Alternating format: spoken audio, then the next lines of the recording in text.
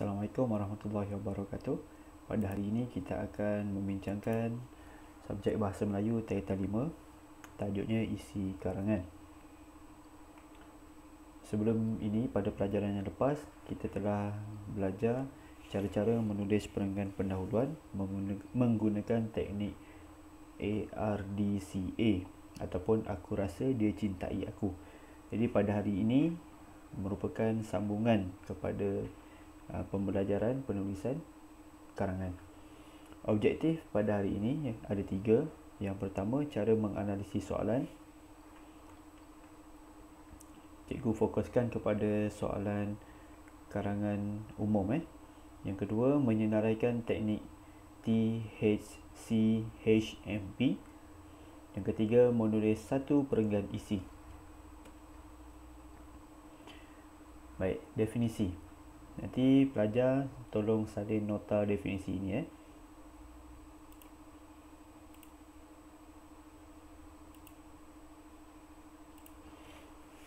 1.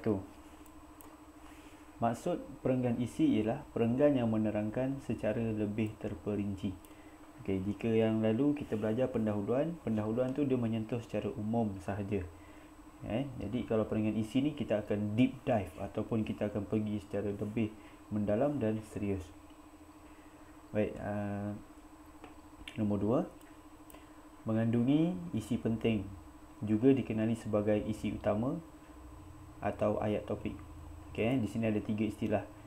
Ada sesetengah guru ataupun di setengah kawasan kita gunakan istilah isi penting. Ada juga guru yang menggunakan istilah isi utama dan ada juga yang menggunakan istilah ayat topik. Namun kesemua ini sama sahaja. Sama saja, perkara yang sama. Secara asasnya, perenggan isi terbentuk daripada gabungan ayat isi penting, ayat huraian dan ayat penegasan. Jadi para pelajar janganlah berasa runsing, kerana ramai pelajar yang mengadu bahawa buntu apabila mahu menulis perenggan isi. Jadi mesti tetapkan dalam fikiran bahawa menulis isi ni mudah saja, iaitu dia terkandung 3 komponen utama, iaitu ayat isi penting, ayat huraian dan juga ayat penegasan. Jadi untuk menulis perenggan isi yang baik, barulah nanti kita akan tambah beberapa unsur-unsur kat sini. Contohnya macam frasa menarik, penanda wacana, yang akan menjadikan perenggan isi kita tu lebih menarik dan unik. Tapi dia punya asasnya tetap sama, iaitu ayat isi penting, ayat huraian dan juga ayat penegasan. Baik. Sebelum kita pergi lebih jauh, kita perlu mempelajari kemahiran menganalisis soalan. Para pelajar nanti boleh salin nota ni. Baik. Setiap soalan biasanya mengandungi 2 bahagian, iaitu ayat rangsangan atau stimulus dan juga ayat tugasan. Kalau peringkat SPM, biasanya soalan itu ada 2 bahagian. Kenapa ada 2 bahagian? Kerana inilah kita panggil unsur kebat. Jadi tingkatan 4 tingkatan 5 sepatutnya para pelajar dah mahir teknik kemahiran berfikir aras tinggi. Baik.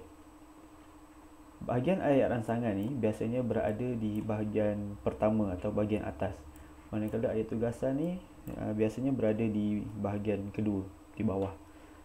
Seterusnya, pelajar perlu mengenal pasti tema, tugasan dan juga pihak dalam soalan. Ini sangat penting kerana jika pelajar gagal mengenal pasti tema, takut-takut nanti karangan kita tu akan terpesong. Seterusnya, tugasan.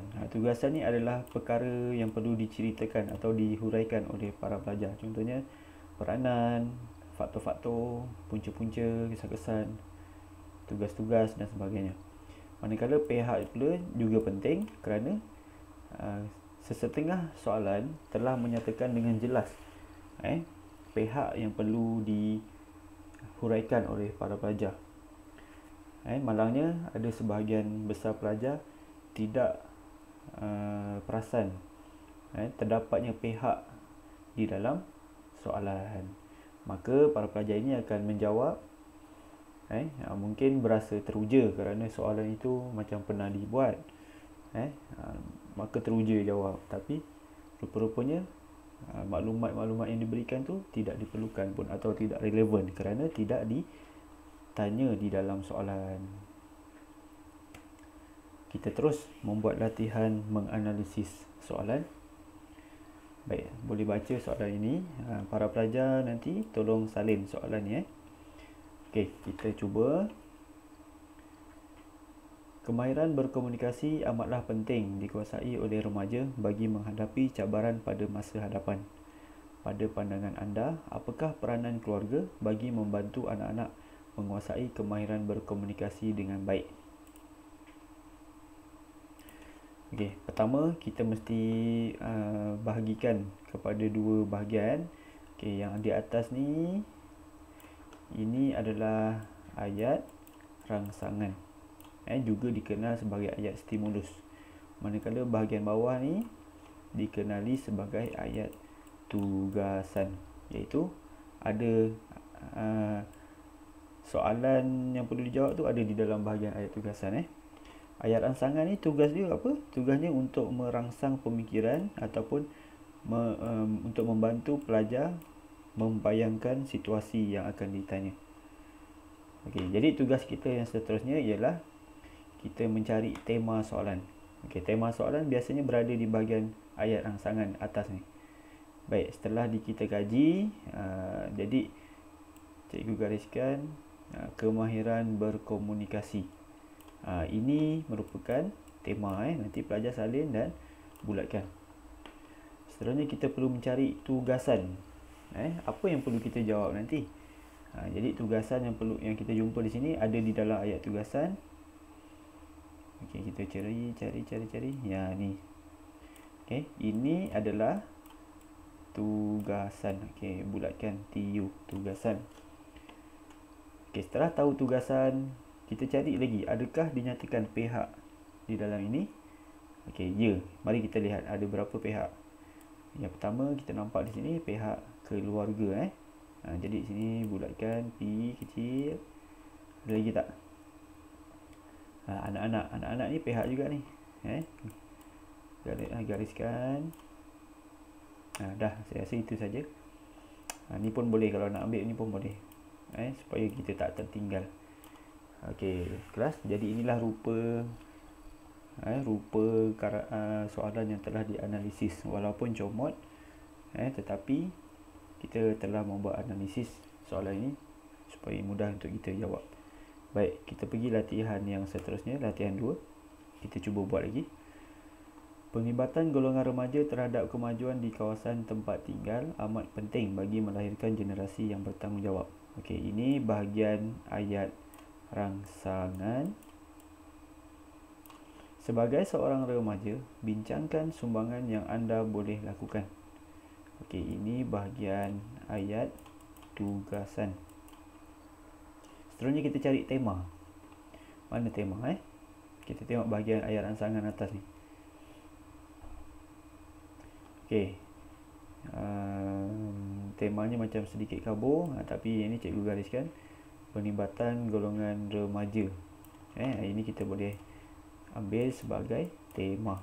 Maksudnya mesti tentang penglibatan golongan remaja. Seterusnya kita tengok tugas. Ayat tugas. Ayat tugasan ada di dalam bahagian bawah. Okey, ini kita punya ayat tugasan. Tandakan TU. Okey, seterusnya kita cari pihak. Kita cari pihak. Ini pihaknya, pihak remaja. Tandakan P.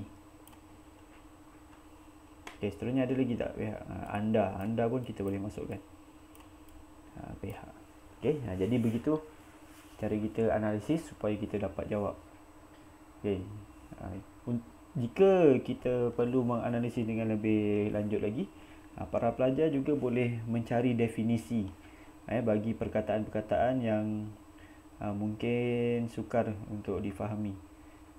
Jadi contohnya perkataan ni, generasi. Apakah maksud generasi? Generasi maksudnya keturunan. Keturunan. Contohlah begitulah. Gariskan lagi.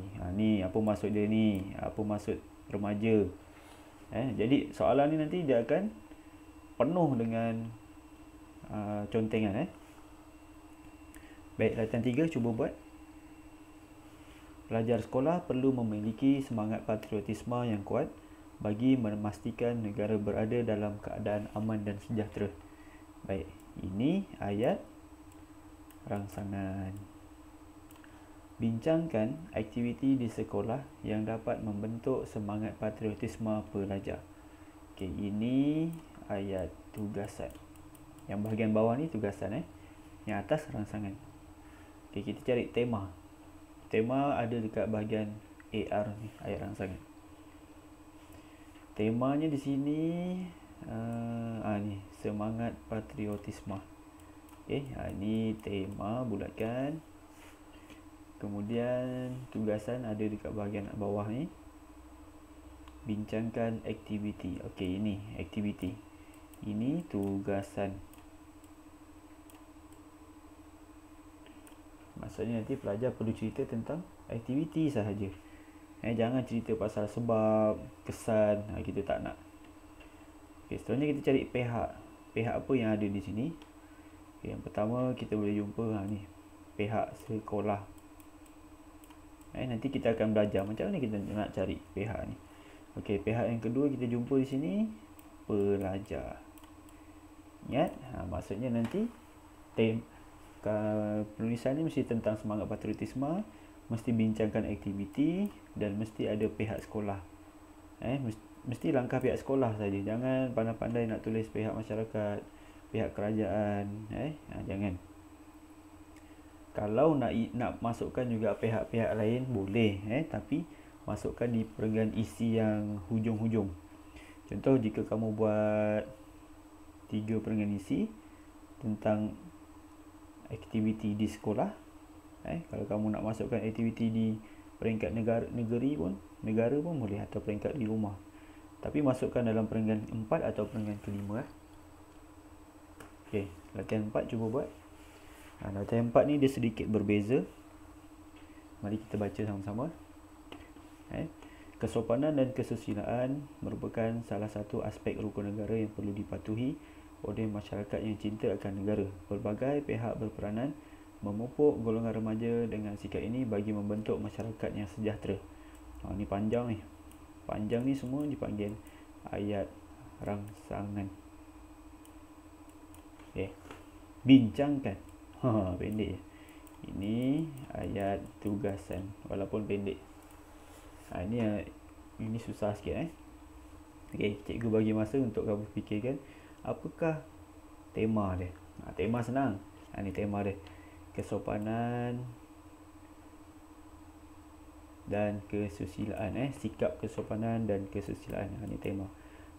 Yang ini masalah sikit. Apakah tugasan? Tidak dinyatakan di dalam ni. Dia macam kabur saja. Ada pelajar yang berpendapat tugasannya ialah berperanan. Ada cikgu tandakan. Ada pelajar yang kata ni tugasan. Ada juga yang berkata membentuk masyarakat. Jadi yang mana ni? Ada yang kata kesopanan dan kesusilaan inilah tugasan tu. Susah kan? Maksudnya kita tidak betul-betul yakin dengan apa yang akan kita jawab. Maka cikgu nasihatkan, jika kamu bertemu dengan soalan yang seperti ini, yang ayat tugasannya pendek-pendek macam ni, sila elakkan. Cikgu tak galakkan awak menjawab soalan seperti ni. Biasanya dikata kat sini bincangkan, ulaskan, ataupun dia kata ulas pernyataan di atas. Bukan tak boleh jawab, boleh. Cuma kita pun tak pasti nak jawab pasal apa. Nak jawab pasal peranan ke, langkah ke, kesan ke. Jadi kalau tak pasti, pilihlah soalan yang lain. Ada banyak lagi soalan lain.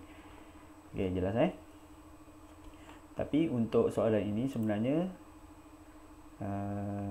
dia mahukan ceritakan tentang peranan. Ini sebenarnya tugasan dia. Ini tugasan TU dia. Dan pihak dia ialah ini pelbagai pihak. Ini sebenarnya jawapan dia. Pihak. Okey. Seterusnya kita pergi latihan yang terakhir. Okey, latihan yang kelima. Okey, amalan bersenam, membaca dan bercucuk tanam dapat melahirkan masyarakat yang sihat dan cerdas. Berikan ulasan anda. Okey, seperti biasa. Ini ayat rangsangan. Manakala ini ayat tugasan. Mana tema dia? Ini tema dia, panjang ni. Amalan bersenam, membaca dan bercucuk tanam. Ini semua adalah tema. Ni yang masalahnya sekarang ni. Apakah tugasan dan pihak? Soalan seperti ini macam soalan yang keempat tadilah. Membuatkan kita tidak yakin. Okey, satu-satunya clue yang kita boleh dapat sini ialah berikan ulasan. Jadi, di sini mungkin boleh membantu awak. Maksudnya, dia minta kita beri ulasan dan nanti dalam karangan awak tu, awak mesti cerita tentang amalan bersenam dapat melahirkan masyarakat sihat dan cerdas dalam satu perenggan isi yang pertama. Kemudian, amalan membaca dapat melahirkan masyarakat yang sihat dan cerdas. Itu perenggan kedua. Dan perenggan yang isi ketiga, bercucuk tanam dapat melahirkan masyarakat yang sihat dan cerdas. Awak perlu buktikan. Buktikan kenapa ketiga-tiga amalan tu dapat melahirkan masyarakat sihat dan cerdas. Okey. Sebenarnya kalau awak mahir jawab seperti ini, sebenarnya lagi senang soalan macam ni sebab dia dah siap lah bagi isi-isi ni kan. Kita cuma hurai-huraikan je. Okey. Tapi kalau ragu-ragu, seeloknya awak tinggalkan sahaja. Baik, jadi saya harap pelajar jelas tentang cara-cara untuk menganalisis soalan bahasa Melayu karangan. Okey, ini sedikit penambahan. Nota ni comot sebab cikgu ambil print screen. Nota di file lain. Okey, ingat formula hi-fi. Hi-fi tu apa? Okey, ibu jari kita ni individu. Okey, kalau dia minta soalan tu tentang langkah, langkah-langkah menggalakkan amalan menabung. Okey, sebagai individu. Individu ni siapa? Awak lah. Seorang pelajar berumur 17 atau 18 tahun. Apa yang awak boleh buat? Okey, awak boleh buat mengajak rakan untuk menyimpan duit bersama-sama. Okey, itu contohlah.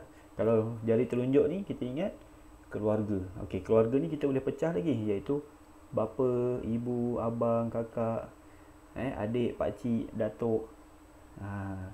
Awak jelaskan. Okey, contoh peranan bapa. Bapa membukakan akaun bank kepada setiap anak-anaknya. Ibu pula membelikan tabung yang comel untuk anak-anaknya masih kecil. Contoh begitu. Okey, pihak ketiga ni, jari hantu ialah masyarakat. Masyarakat contohnya macam pihak ketua kampung, jiran sebelah, penghulu, masyarakat lah, orang ramai jangan cakap. Okay, macam mana masyarakat menggalakkan amalan menabung? Contoh menunjukkan contoh yang baik. Lebih kurang lah itu awak kena fikir betul-betul lah. Itu contoh saja. Okay, sekolah. Sekolah ni tak lari daripada guru, pengetua, para pelajar, pengawas, kelab dan persatuan, pasukan badan beruniform, PIBG. Okey, jadi apa peranan dia? Contohnya pihak kelab apa kelab kewangan sekolah, contohnya, atau kelab koperasi menganjurkan kuis amalan menabung, contoh gitu. Okey, dan yang terakhir pihak kerajaan. Kerajaan ni termasuklah pihak polis, hospital ke, pihak berkuasa tempatan seperti Majlis Perbandaran. Faham? Apa kerajaan boleh buat? Kerajaan boleh membina lebih banyak lagi bank-bank di seluruh negara, contohnya. Ataupun kerajaan memberikan faedah keuntungan yang menarik pada setiap tahun, kan? Contohnya macam Amanah Saham Bumi Putera setiap tahun akan dapat dividen atau keuntungan, kan? Atau boleh ceritakan tu. Jadi kerajaan perlu menaikkan dividen untuk menjadikan orang ramai minat menabung. Ingat high five. Okay, yang kedua PCO. PCO tadi high five. PCO ni sebenarnya adalah penambahan kepada high five tadi. Maksudnya ada 7 lah, iaitu media. Media ni kita bahagikan kepada 3, iaitu media massa. Media massa contohnya televisyen dan radio, iklan, berita. Kalau media massa ni contohnya pihak televisyen membuat iklan tentang amalan menabung. Ni tak iklan asyik tentang deodoran, shampoo, yang makanan segera. Janganlah macam tu. Okey, yang kedua media bercetak atau bertulis. Contohnya akhbar dan juga majalah. Contoh apa peranan dia? Menganjurkanlah pertandingan teka silang kata. Macam tu contoh. Okey, dan yang seterusnya media sosial. Macam mana amalan ni? Contohnya pihak-pihak bank, contohnya Maybank, Bank Simpanan Nasional membuat pertandingan secara dalam talian. Kan banyak kan pertandingan sekarang melalui Facebook dan sebagainya, kan? Okey. Dan pihak seterusnya iaitu flora fauna. Okey, flora fauna mungkin tak sesuai untuk tajuk amalan menabung ni, tapi ada situasi-situasi yang lain dia sesuai. Okey, maka di sini ada PCO dan juga high five. Ada 1, 2, 3, ada 7 pihak keseluruhan. Inilah maksud pelbagai pihak. Kalau soalan karangan awak nanti tu dia tanya tentang pelbagai pihak, awak bebas nak pilih mana-mana pihak yang awak nak. Tak payahlah masukkan semua, tapi pilihlah 3 ataupun 4 yang terbaik, yang awak yakin boleh dapat sisi. Okey kelas, kita masuk sikit kepada sasaran objektif yang seterusnya, iaitu teknik menulis perenggan isi. Okey, setelah kita menganalisis soalan dan juga setelah membuat perenggan pendahuluan, kita akan menulis perenggan isi. Berapa isi dalam karangan? Okey, secara asasnya pelajar perlu menceritakan 3 isi penting di dalam karangan. Maksudnya nanti ada perenggan pendahuluan, 1 perenggan. Okey, perenggan kedua ni isi pertama, isi kedua, isi ketiga dan juga kesimpulan. Maka ada 5 perenggan. Okey, tapi kalau nak selamat, isi 3 ni awak tambah lagi 1, isi keempat. Maksudnya ada 6 perenggan lah. Pendahuluan, isi 1, isi 2, isi 3, isi 4, kesimpulan. Jadi untuk memudahkan kita menulis isi, kita guna formula THCHMP. Ikut cikgu, topi, Harry, comot, Harry mahu pengsan. Topi, Harry, comot, Harry mahu pengsan. Topi, Harry, comot, Harry mahu pengsan. Topi, Harry, comot, Harry mahu pengsan. Topi, Harry, comot, Harry mahu pengsan. Topi, Harry, comot, Harry mahu pengsan. Pelajar tolong hafal tolong hafal bunyi-bunyi akronimnya. Okey, apakah topi Harry comot Harry mahu pengsan? Okey, ni T yang pertama bermaksud topik. Bina ayat topik yang menarik berdasarkan isi yang telah dipilih. Okey pelajar, tadi kan cikgu cakap ada sesetengah guru menggunakan istilah ayat topik untuk isi penting. Jadi istilah ni sama je, cuma yang berbeza dia punya ejaan lah. Ada yang guna isi penting, ada yang guna topik, ada yang guna tugasan, ayat tugasan. Sama je lah. Okay. H, Harry yang tadi tu ialah huraian. Huraikan ayat topik menggunakan ACBD-BAM.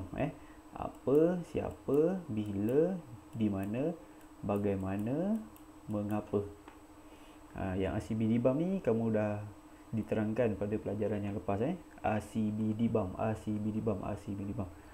Ada 1, 2, 3, 4, 5, ada 6 di sini. Tak semestinya kamu kena cerita semua, dan tak semestinya mesti ikut turutan seperti ini. Tidak.